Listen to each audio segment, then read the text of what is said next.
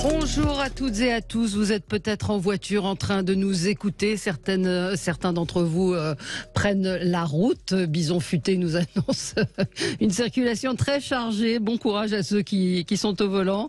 Nous allons tout de même nous commenter l'actualité et tenter de nous mettre d'accord avec Alexis Poulain. Bonjour Alexis, bonjour. Directeur de la publication du Monde Moderne, éditorialiste sur Sud Radio le mercredi matin. Merci d'être venu un vendredi en plus.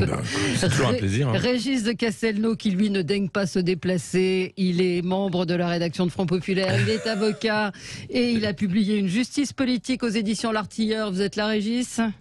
Bonjour Valérie, bonjour. Je suis là grâce à Elon Musk. Voilà.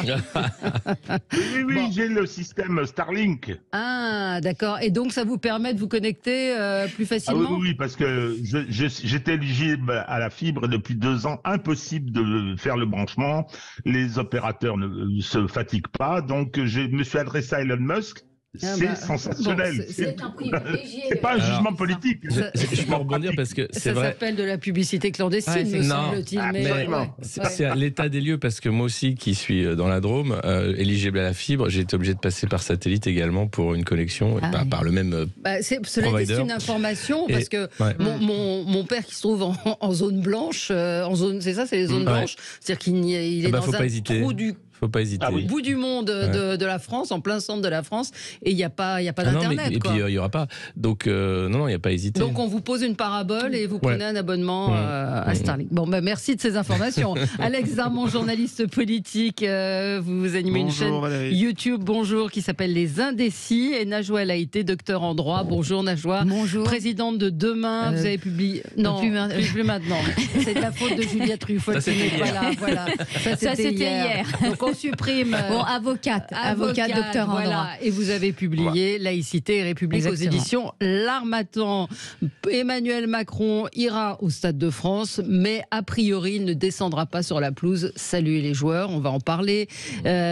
Pourquoi ? On va en parler. Commencez pas. Mais tout à l'heure, j'entendais Marlène Schiappa qui disait mais non, il n'a pas dit qu'il irait pas sur la pelouse. L'Élysée n'a ni confirmé ni démenti. Donc, pourquoi je l'imite comme ça d'ailleurs ? Je ne sais pas. Attention. C'est pas gentil. Elle va porter plainte pour diffamation. Voilà, on va en parler de Marlène Schiappa et du fonds Marianne. Je crois que vous vouliez l'évoquer, la lenteur de la justice. On en parle à l'occasion de l'assassinat de la petite Rosa. On en dira quelques mots. Le RSA sous condition. Bref, beaucoup de sujets. On commence avec vos coups de cœur et vos coups de gueule. Vous vouliez commencer, peut-être Régis, vous nous parlez de quoi ? Allez, hop, on va se débarrasser de ma mauvaise humeur. Le problème, c'est les annonces gouvernementales, les fuites, les informations selon lesquelles il y a la volonté, comme toujours, de mettre en place des systèmes pour contrôler les réseaux.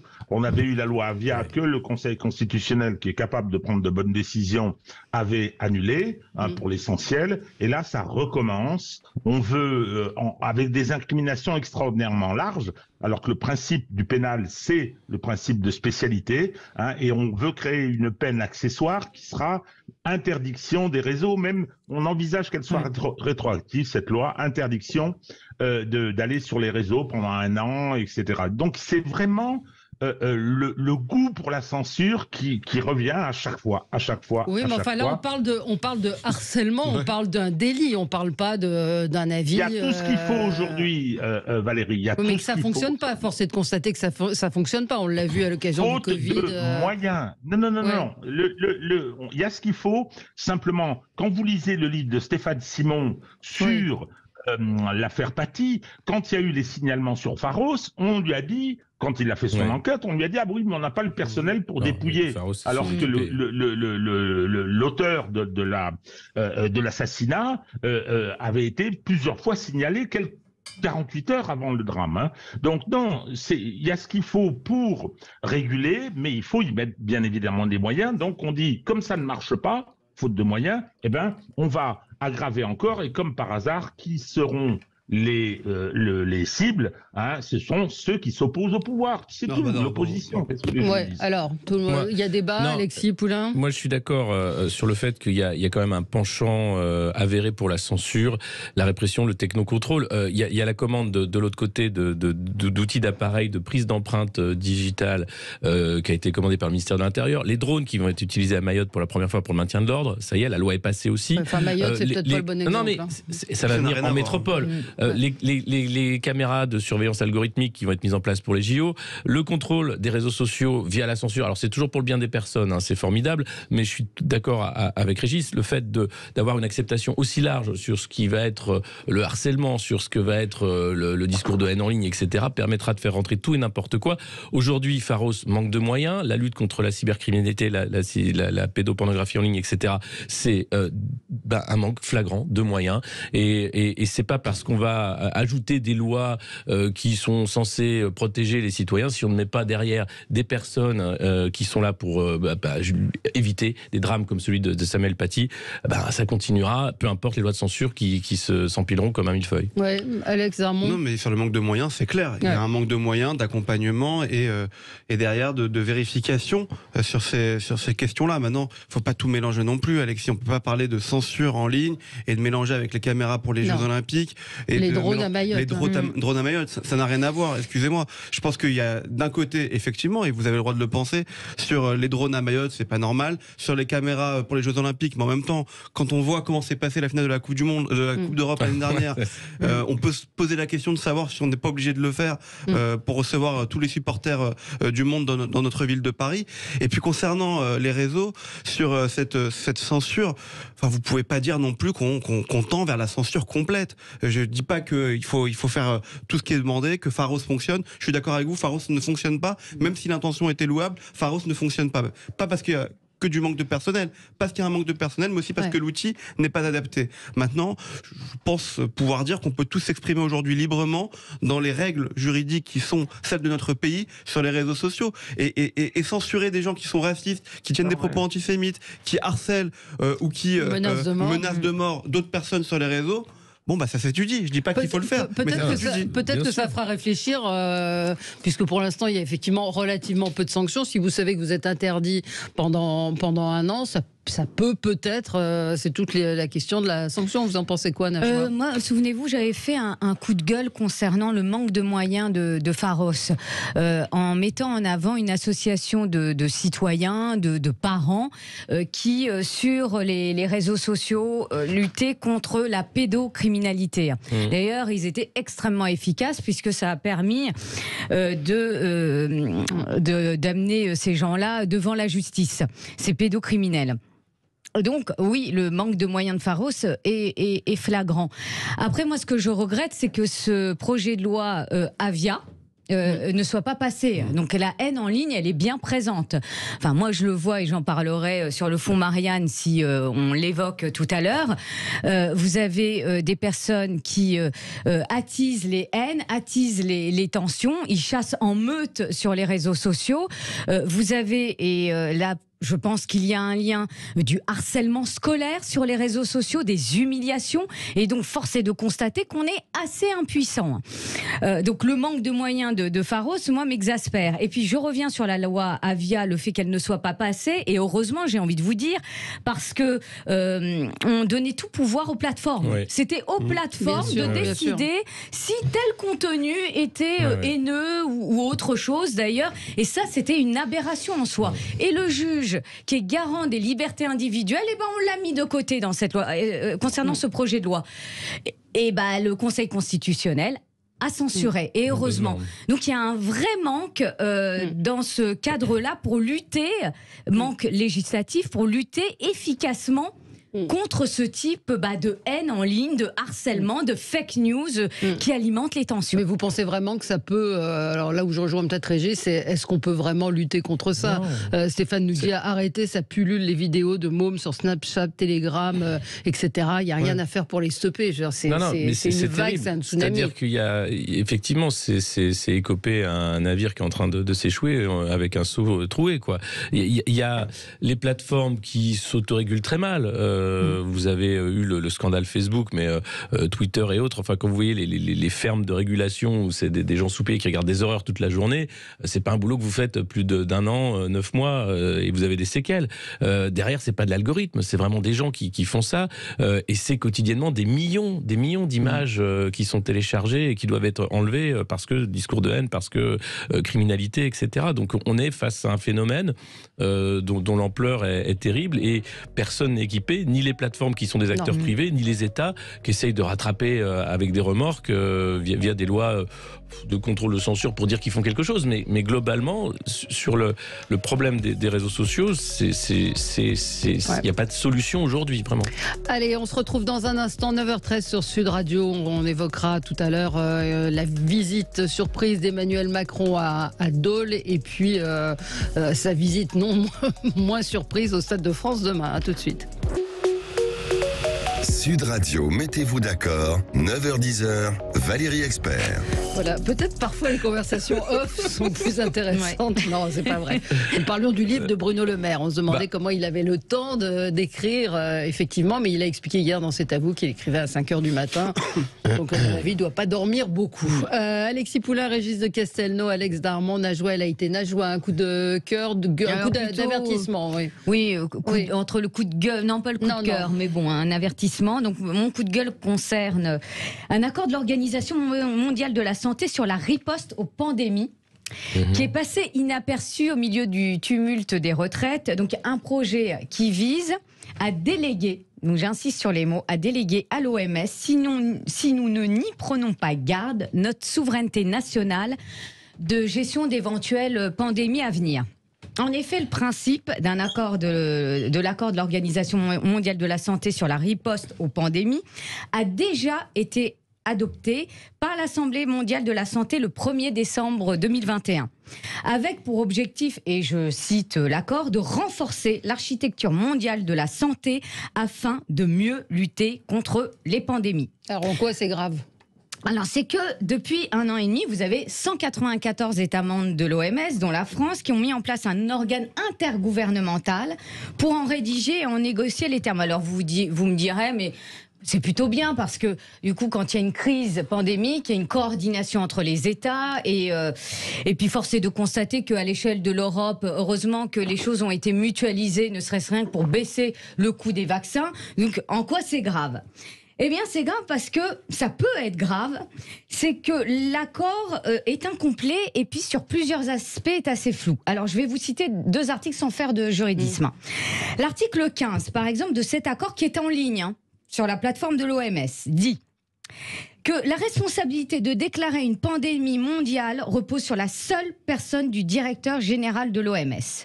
Un autre article plus nébuleux remet en cause les alinéas relatifs à la souveraineté décisionnelle, et c'est ça qui est grave, à la souveraineté décisionnelle des États membres.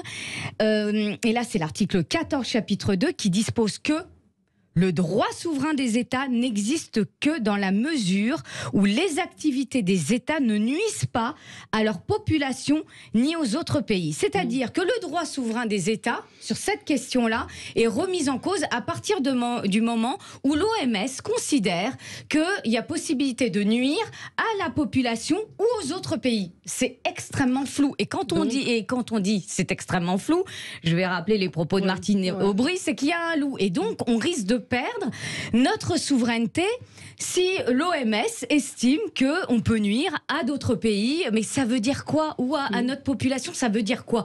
Donc, il faut absolument être attentif à ce qui va se passer, parce que perdre notre souveraineté sur cette question-là, excusez-moi, ce n'est pas anodin. Donc il y a la mise en place de cet organe intergouvernemental, il faut suivre les choses de près. Alors vous allez me dire, cet accord va être ratifié par les États membres de l'OMS. Certes, mais il faut suivre de près la rédaction et le contenu de cet accord pour ne pas perdre notre souveraineté sur ces questions qui, je pense, sont extrêmement importantes. Bon, bah écoutez, on va être suivons de près les choses, vigilantes, parce que ce sont des choses qui sont parfois un peu complexes à comprendre. Complètement, je suis d'accord avec vous, mais voilà. Oui, un mot, Régis. Moi, je suis tout à fait d'accord. avec cette analyse. Ces questions de pandémie aujourd'hui, alors je veux dire, ça continue à flotter. Je veux dire, on nous en annonce de nouvelles. Oui. Ce sont des enjeux géostratégiques aussi, les pandémies. Aussi, dans le traitement, dans la façon dont elles sont traitées. Et c'est vrai qu'on voit se dessiner une forme de mondialisation autoritaire, comme ça, par le haut, qui est un peu inquiétante, je trouve. Allez, on passe, je sais pas, peut-être allez-vous, Alexis Poulain, moi, une aberration, effectivement. Sur la souveraineté, sur ce qui se passe en France avec la réforme des retraites. Et ces 16 salariés d'Orano dans la Drôme qui ont reçu un courrier recommandé début avril leur expliquant que la réforme est passée, du coup, il faut revenir bosser, alors qu'ils étaient en congé pré-retraite, nés après 61. Ils ont 3 choix, soit lisser la rémunération, donc perdre un peu de leur salaire chaque mois, soit reprendre l'activité professionnelle pendant quelques trimestres, ce qui leur manque, soit opter pour un congé sans solde. Je trouve que c'est ajouter un peu d'huile sur le feu, de balancer un courrier immédiatement dès que le Conseil constitutionnel avait validé cette réforme des retraites. Il y a un des concernés qui dit moi j'avais prévu de vendre ma maison. Absolument, je l'ai entendu ce monsieur. Et voilà, la règle c'était que je cotise 42 et au bout de 41 et demi on change la règle. Il y a plein de gens qui vont être concernés par cette réforme des retraites, effectivement, qui arrivent dans le finish de la ligne. Qui sont dans une espèce de no man's land. De no man's land terrible et qui vont se retrouver avec cette violence-là supplémentaire de vous aviez des plans, mais non, attendez, il vous reste 2-3 trimestres là à faire. Ça va pas se passer comme ça, désolé. Et je pense que c'est pas quelque chose qui a été calculé non plus sur l'impact social et la colère supplémentaire que ça va ajouter. Alex, vous avez vu cette histoire absolument incroyable. Oui, c'est absolument dégueulasse. C'est dégueulasse non mais honnêtement, c'est dégueulasse et humainement. Alors il y a la réforme en tant que telle, et ça on pourra en parler des heures, mais il y a aussi le comportement humain d'une entreprise. En plus on vous laisse 3 options, vous savez, vous cochez l'option. En gros, c'est revenir au travail ou perdre de l'argent. Vous êtes en pré-retraite, vous faites des projets, d'un seul coup ça vous tombe, le coup près vous tombe. Quand vous vous préparez depuis 10 ans ou 5 ans à partir à la retraite, à dire ce que ce monsieur a fait, je vais vendre ma maison et je vais partir. Enfin voilà, c'est le projet d'une vie en fait. Et puis en 2-3 mois, parce qu'une réforme passe et qu'elle doit vous concerner, vous vous faites piéger comme ça. Je sais pas, peut-être qu'il y a aussi là de ce côté-là. Encore une fois, au-delà de la réforme qu'on peut juger bonne, mauvaise, aussi un comportement de l'entreprise, de préparer, de dire, de peut-être prendre sur soi. On va la citer, cette entreprise, c'est l'entreprise Orano. Donc c'est assez dégueulasse.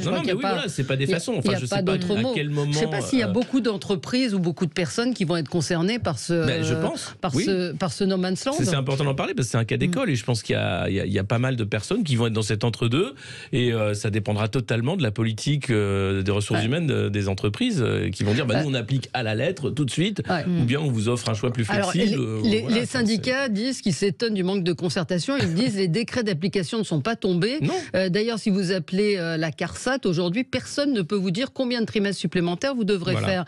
Donc c'est quand même un peu fort de café, quoi. C'est allé vite en besogne et c'est vrai que tout a été dit. C'est le projet d'une vie pour des personnes qui se disent enfin je pars à la retraite et tout s'écroule et en plus dans un contexte social qui rappelons-le est extrêmement difficile en termes de pouvoir d'achat. Là encore on nous annonce une inflation qui va atteindre quasiment 6%.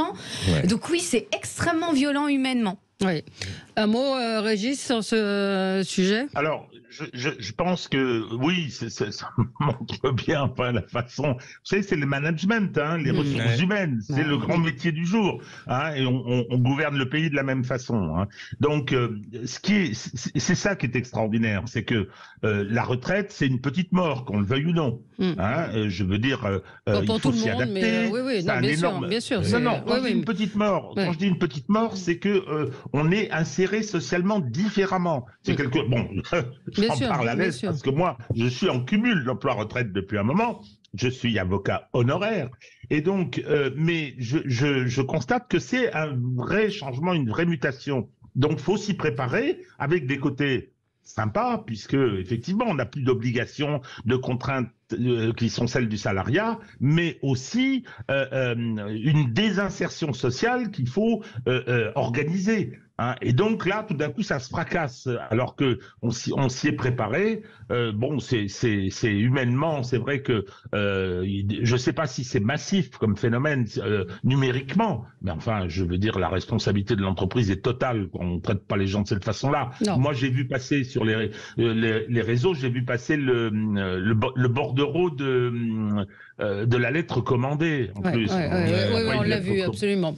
Bon, allez, on marque une pause et puis on revient dans un instant avec le coup de cœur ou gueule d'Alex Darmon. On parlera de la présence d'Emmanuel Macron au Stade de France. Est-ce qu'il doit y aller? Est-ce qu'il ne doit pas y aller? Est-ce qu'il doit aller saluer les joueurs? Et puis bien d'autres sujets avec vous. À tout de suite.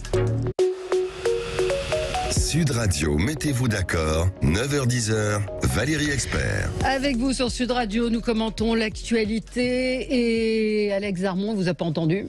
C'était quoi? Il hésite sur ce, il a plein de sujets. Non, c'est un coup de gueule sur demain soir la finale de Coupe de France de football, Toulouse-Nantes. Et c'est un coup de gueule contre tout le monde en fait.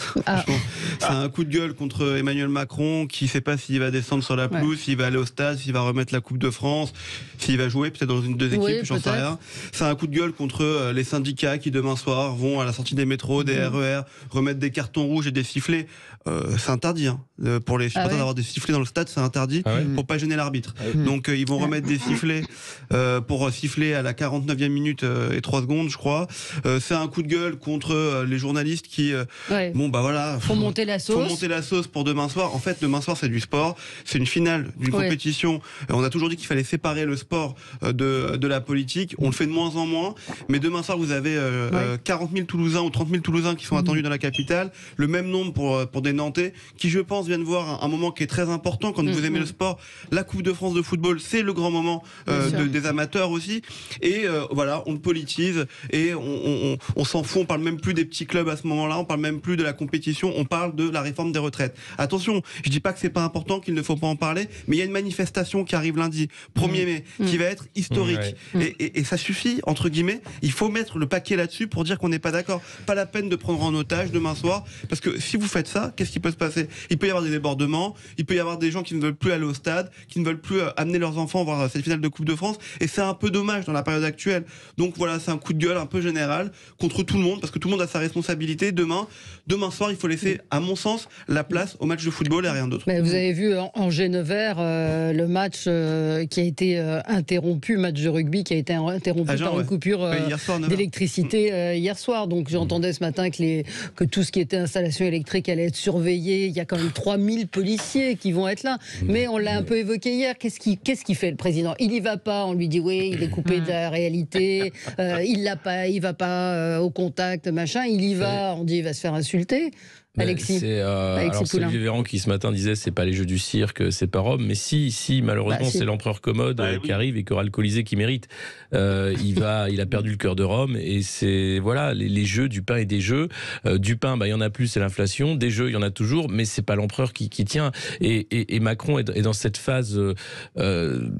C'est antique, la détestation qui soulève auprès des Français, et vouloir toujours aller au contact en hélicoptère, avec des groupes électrogènes, avec des compagnies de CRS. Enfin, ça devient ridicule. Il y a un côté halluciné dans ce qui se passe, de course en avant. Alors pourquoi vouloir absolument aller au contact, continuer, faire croire que tout va bien et qu'il continue de parler aux Français? Hier soir, il n'y a aucun rapport. Il n'est pas au stade hier à Jean. Non, il n'est pas au stade. Mais pour le stade, c'est clairement un symbole. Il ne faut pas enlever le côté symbole des jeux du cirque. Il est là. Mais qu'est-ce que vous diriez s'il n'y allait pas, s'il décidait de ne pas y aller? Il peut faire comme Erdogan et dire qu'il a une grippe intestinale et faire un message vidéo.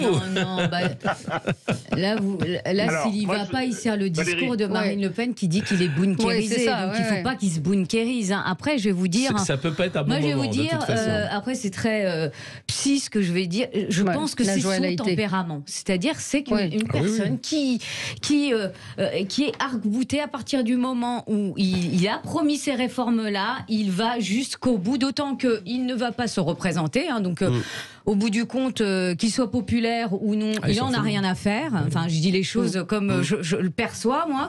Et donc, il s'organise en conséquence, comme vous le disiez, par des visites surprises pour éviter le concert de casseroles. Mais je pense qu'il en a rien à faire. Ah oui. Non, c'est un tempérament. Moi, je rejoins ce que dit Alex Darmon. Je vois mon ex-confrère Jean-François Rabillou qui dit la dérisoire infantilisation des médias. Est-ce qu'il y a une autre chaîne de télé dans le monde qui se demande si le chef de l'État va descendre ou non sur une pelouse et il met la photo de CNews qui écrit Emmanuel Macron descendra pas. On en est quand même là aujourd'hui. Oui, mais voilà, Alors, moi, je voudrais... Alors, allez-y, Régis. Je voudrais Est-ce que c'est important et répondre à Alex qui dit ne faut pas d'instrumentalisation du sport. Je suis assez d'accord. Simplement, je dis que les politiques commencent parce qu'il est descendu sur la pelouse, ce monsieur, pour aller faire des papouilles indécentes, les papouilles à Mbappé à la finale de la Coupe du Monde de football. C'est, je veux dire, alors il y a la politique qui fait. Le stade, c'est un endroit, c'est un lieu de communion. Le stade, les communions, au sens vrai du terme. Les gens se retrouvent, ils sont, je veux dire, animés d'une passion commune. Il y a tout un tas d'éléments qui charrient la ville. Bon, et donc lui, il va venir de nouveau. Et c'est vrai que c'est une tradition. Moi, je me rappelle de Gaulle qui avait pris le ballon. C'était une finale où Lyon jouait d'ailleurs. Et donc, non, je pense qu'il est confronté à ce qu'il est. Il est confronté à ce qu'il est. Et c'est important le fait de savoir s'il y va ou s'il y va pas. Parce que s'il y va pas, parce que on imagine quelle va être la réaction, la bronca dans le public. Eh ben tant pis pour lui. Mais si l'alternative, j'y vais, je prends une bronca, j'y vais pas, je me déconsidère. Donc c'est vrai. Eh ben je vais vraiment pas le plaindre. Non, mais il ira. Moi, je pense aussi qu'il ira. La question, c'est de savoir est-ce qu'il descendra sur la pelouse, est-ce qu'il remettra le trophée. Il va remettre la coupe. Voilà. Et puis, quant à dire que c'est un endroit de communion, moi, je suis complètement d'accord avec ça. C'est un endroit de communion où, à la limite, je veux dire, la politique, vous la laissez dehors.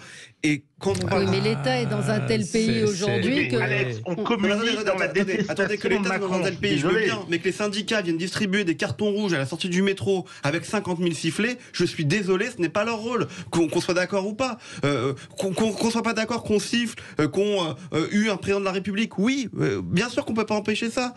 Et heureusement, c'est la pression populaire que les syndicats organisent une manifestation à l'intérieur d'un stade, un soir de finale de Coupe de France. Pour moi, c'est pas normal. Voilà, je suis désolé.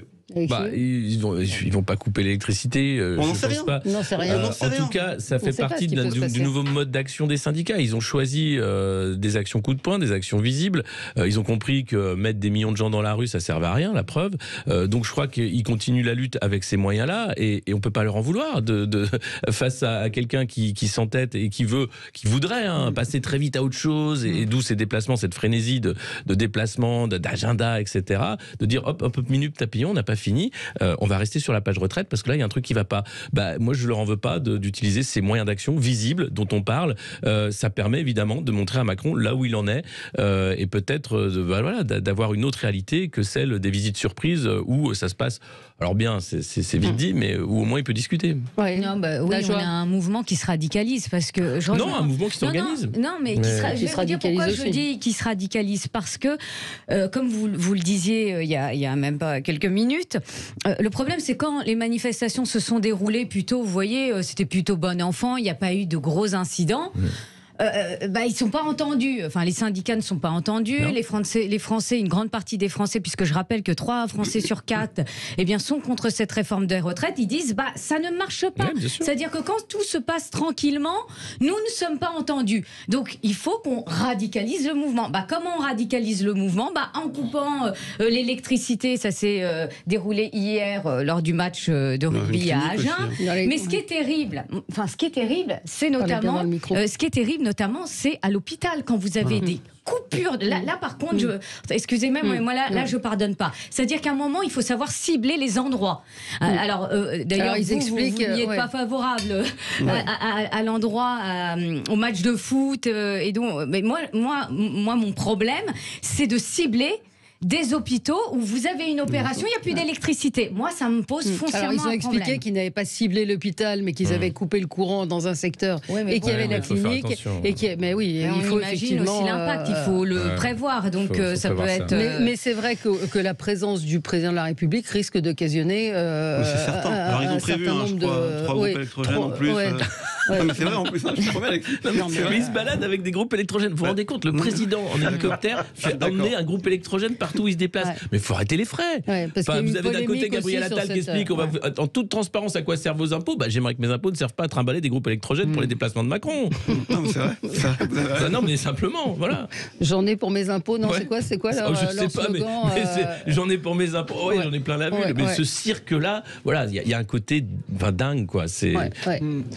Je voudrais qu'on évoque le versement du RSA qui sera conditionné à 15 à 20 heures d'activité. C'est ce qu'a dit Elisabeth Borne hier. C'est le projet de loi sur le plein emploi. Ça va être débattu avant l'été à l'Assemblée nationale. Donc, pour recevoir le RSA, il faudra avoir 15 à 20 heures d'activité. Il y a un vrai grave problème, c'est le nombre d'allocataires du RSA qui sont dans l'incapacité en fait de travailler, qui sont handicapés ou qui ont des situations personnelles difficiles. Et à l'inverse, il y a des allocataires qui sont dans la capacité de travailler aussi. Il y a les deux. Mais je me fais l'avocat du diable. Attention, j'espère que si cette mesure passe, et à mon avis c'est pas une bonne mesure, elle sera vraiment au cas par cas et que ça va pas être une boucherie antisociale où on va pousser des gens à des situations intenables parce que derrière c'est des situations difficiles. On n'est pas au RSA par choix et puis c'est vraiment pas souhaitable. C'est difficile de vivre avec un RSA, donc de dire que derrière il va falloir travailler 15 à 25 heures par semaine. 15 à 20 heures. Pas travailler. Pas travailler, avoir une activité. Un chemin de réinsertion vers l'emploi, je sais pas. Voilà. Et donc ça rentre dans le cadre d'un retour entre guillemets à la vie active. Donc ça peut être dans une association. Ça peut être bien pour certains profils. Je suis d'accord qu'il faut vraiment définir les activités en question. Ça c'est clair. Mais vraiment attention parce que derrière ça peut être une boucherie sociale.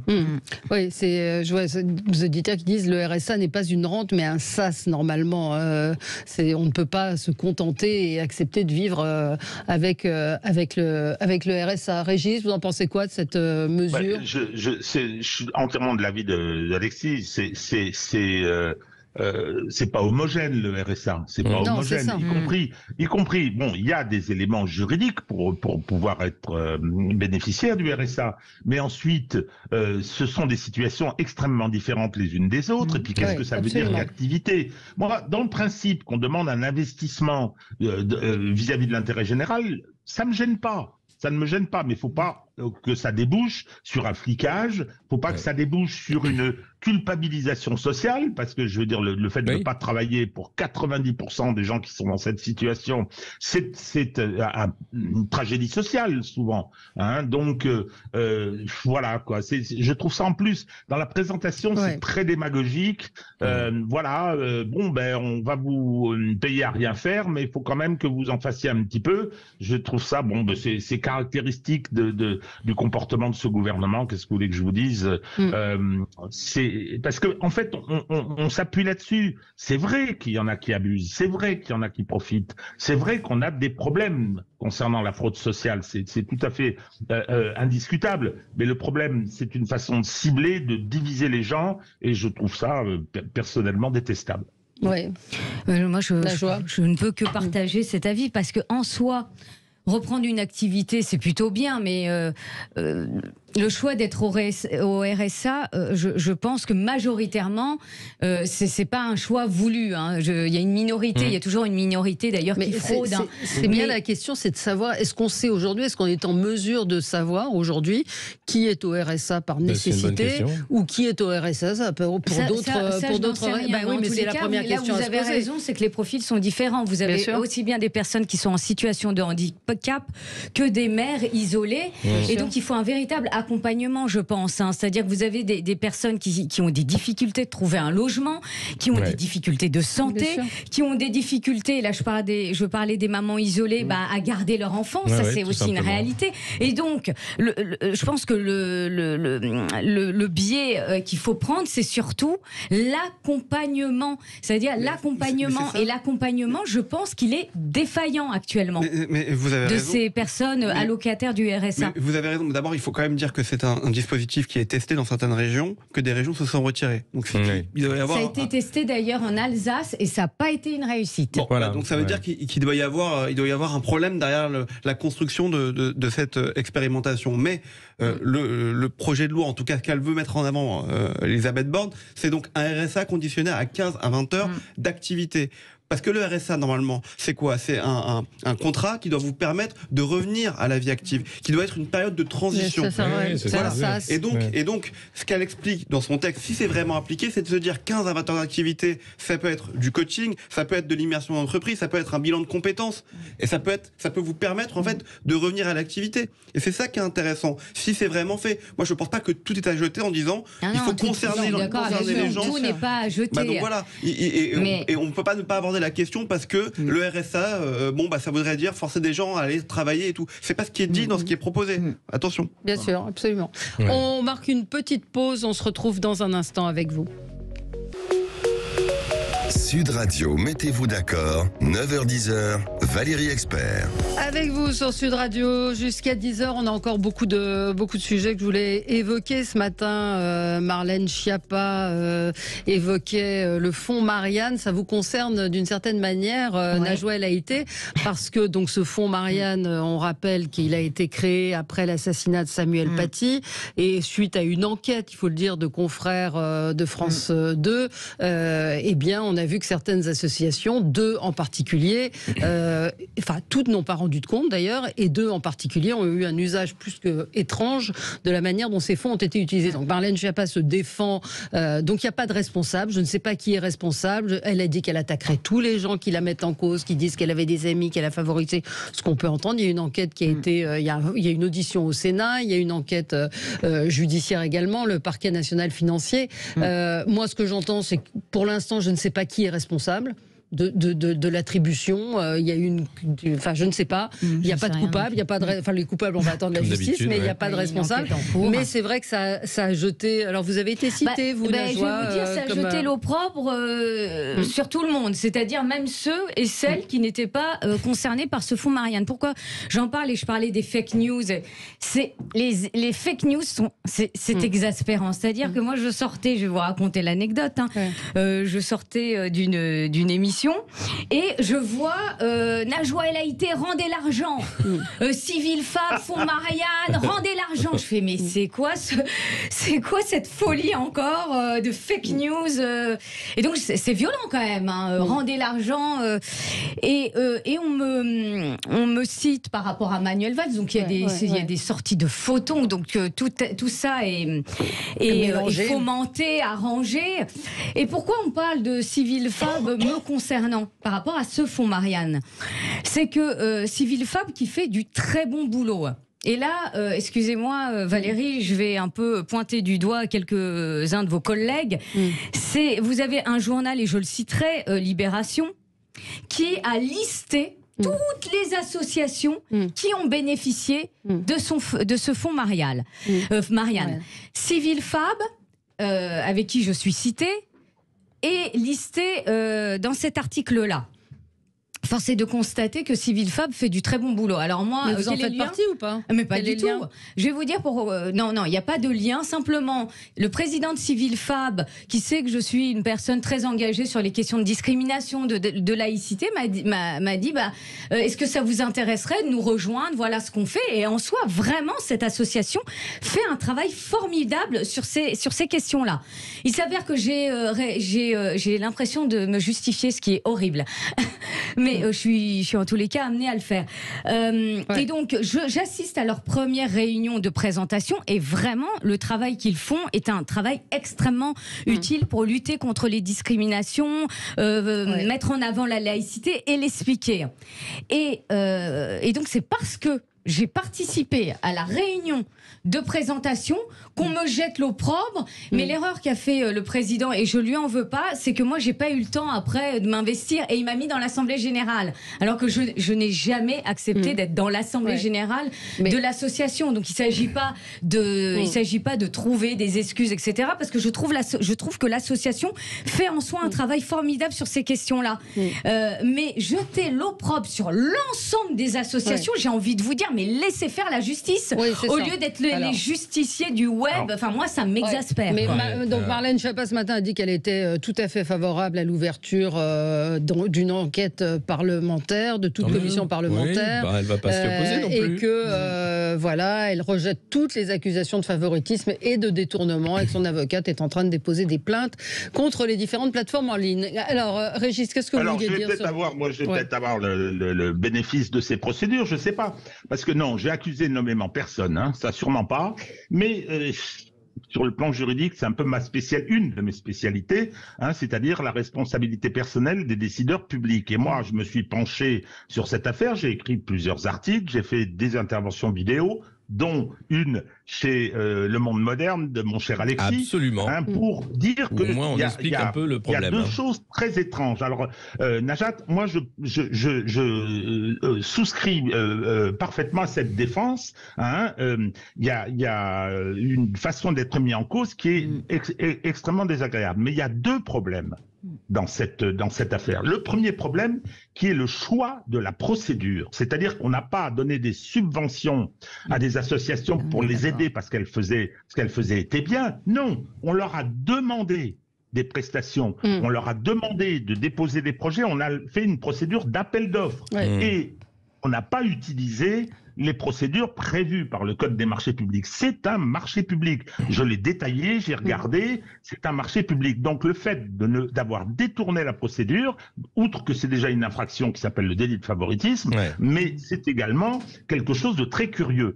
Et ensuite, hein, les 17, je crois qu'il y en a 17 qui ont été choisis, il y a des charlatans là-dedans, incontestablement. Hein, et on s'aperçoit qu'on leur a, confié des missions qui n'avaient rien à voir avec la lutte contre le séparatisme, hein, et deuxièmement, qu'elles n'ont pas fait le boulot qui leur avait été commandé. Mais la question, c'est sur l'attribution. Deuxième qualification juridique, détournement. Bien sûr. Hein, abus de confiance pour les opérateurs privés qui ont reçu de l'argent, hein, et qui n'ont rien fait ou qui ont fait autre chose, ce qui est encore pire. Mais qui...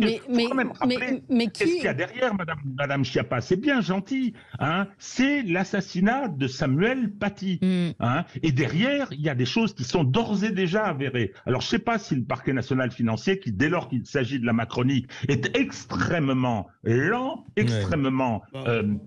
je vais dire prudent, hein, c'est-à-dire que en général, il ne se fatigue pas beaucoup. Moi, je fais plus confiance aux commissions d'enquête parlementaire, hein, pour regarder pourquoi cette procédure, une procédure de subvention, ça n'est pas ça, c'était un marché. Deuxièmement, hein, ceux qui ont été les attributaires de cette commande, ont-ils fait le travail ou pas? Et s'ils ne l'ont pas fait, ce sont des infractions pénales. Oui.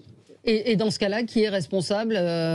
Ceux qui ont attribué ou les associations? Alex, vous pensez quoi, toute cette histoire? C'est compliqué. Honnêtement, c'est compliqué. Moi, ce que j'aimerais savoir, c'est quel est le rôle de Marlène Schiappa là-dedans. Enfin, voilà, Elle dit qu'elle n'en a aucun.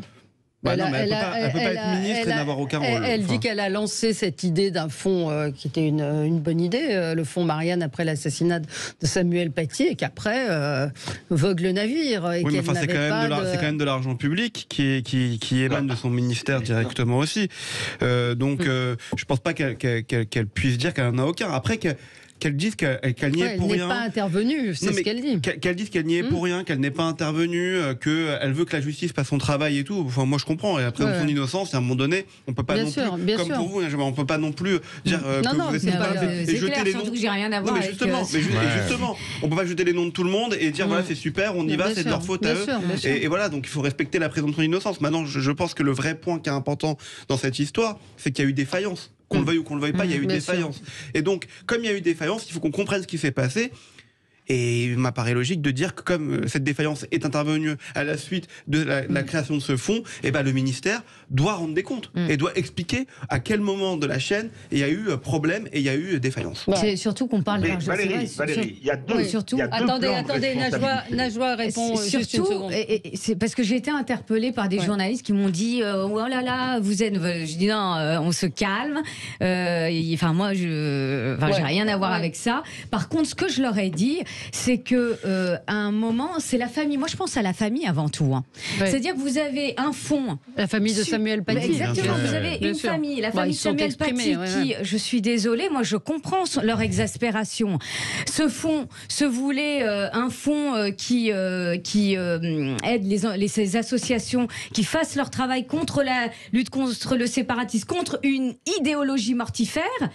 Et il s'avère qu'il y a des associations, et l'enquête le dira, c'est pas à moi de le dire, qui ne font pas leur boulot. Moi, je comprends l'exaspération de la famille qui dit, d'une certaine manière, on jette aussi en pâture le nom de Samuel Paty, c'est-à-dire qu'on le salit aussi.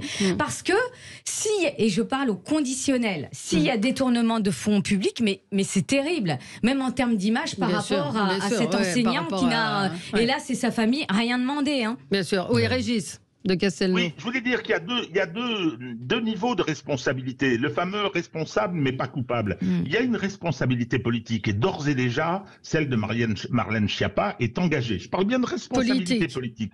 Et puis, il y a une responsabilité judiciaire, pénale, qui est celle d'avoir choisi cette procédure pour faire des subventions, c'est-à-dire pour faciliter le choix des copains, probablement, donc qui est déjà une infraction, et ensuite, et ça concerne les personnes privées qui ont été choisies, de ne pas avoir fait le travail, de ne pas avoir respecté les engagements qu'ils avaient pris et qu'on leur avait commandé. Ça, ce sont des infractions pénales aussi de personnes privées.